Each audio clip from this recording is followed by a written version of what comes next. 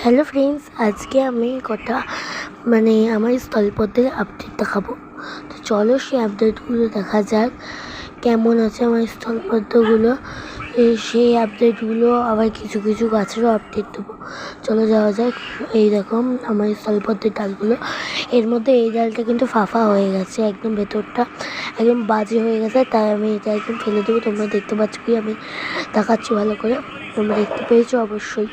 একদম বাজে হয়ে গেছে, কি বলবো, পচে গেছে ডালটা। এবার আমি এটা ফেলে দেবো।